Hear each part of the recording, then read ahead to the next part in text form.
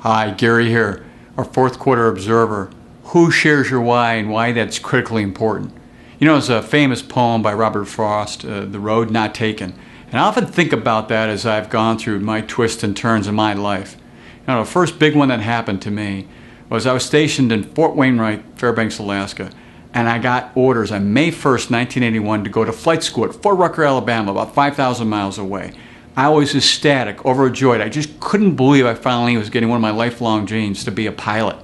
That's the same day I met Deborah. Now, Deborah was just stationed to Fort Wainwright as a second lieutenant at the post adjutant's office. I liked her right away. Too bad, though, I'm going to flight school. Well, on May 10th, I asked Deborah to get married, and we got married on May 27th to the Justice of the Peace. Got married in church a few months later. What's important about the story is I just dumped my orders to flight school and I extended to be with my wife, Deborah, in Alaska and move on after 33 years of just wonderful marriage with her. You know, man plans, God laughs.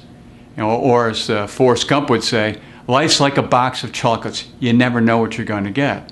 And that's important to really, you know, kind of think about is, well, why do we go about and plan? You know, why? Well, planning is important because it sets the stage.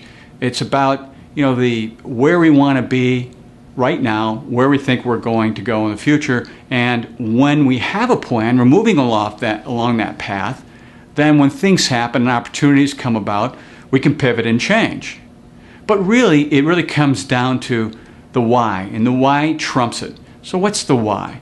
You know, in the business of doing business, the why is explained very well by a fellow named Simon Sinek, and he does it in a YouTube video, and I'm going to read a quote from this video out there, and basically it's this. He relates a marketing story about Apple. He says, everything we do, we believe in challenging the status quo. We believe in thinking differently.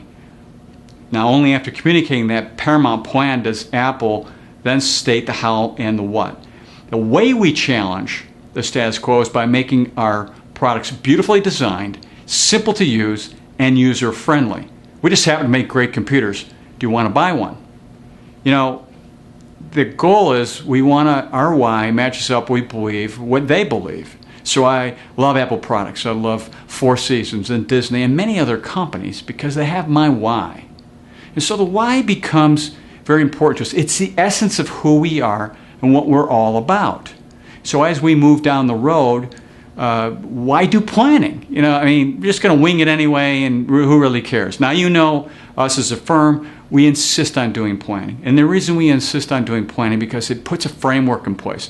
It helps us to answer a lot of questions about where we're going. It gets us in touch with our why so that as we take the road and through sickness and health, we can then make the changes necessary to stay in touch with our why, to come back to that. You know, there's a fellow named Roy Neuberger. Now, Roy started on Wall Street 7 months before the market crash in 1929 as a stockbroker. 10 short years later, he started a very famous money management firm, Neuberger Berman. And he continued to work at the company for a long time. In fact, the interview that I read was from the late 90s. He was 96 years old. He was sitting on a bench in Manhattan outside of his company, eating his lunch with the interview. And Roy was this kind of fellow who just loved the arts. He started to really pursue the arts back in his 20s and really put all his time and effort into this. So much so that he got a Medal of Art award from President Bush in 2007. And a few years later, at the age of 107, he died. But Roy was just in touch with his why, which is really being this person who really wanted to help out the art world in many different ways. It was very important to him, and he used his money management as a background for that. You know, as I kind of traveled along through life, I almost got out of this money management business.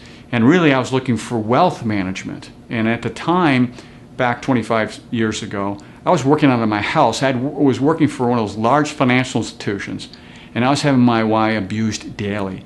There were gimmicky sales plans and all sorts of product pushing and just not representing what I thought could be done in the wealth management arena. And then all of a sudden, I meet this gentleman, Edward Coyle. He had my why. I had his. That's all that mattered. And it just made a huge change, and I could continue down the road. And so my plan was to be in a large financial institution, and I ended up here. You know, you don't know, but I ended up here because of my why. So what's your why? Where are you going? What's important to you? Kind of back to chocolate now.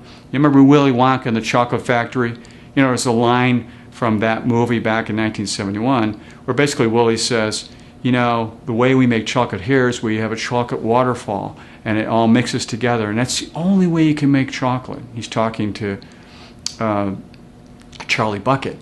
And then he has a quote at the very end, and he says to Charlie Bucket, he says, "Charlie, don't forget what happened to the man who suddenly got everything he'd ever wished for." Charlie Bucket says, "What happened?" He lived happily ever after. And that's what happens with your why. Stay in touch with your why, and everything else will work out, but don't forget to plan. Until next time, enjoy.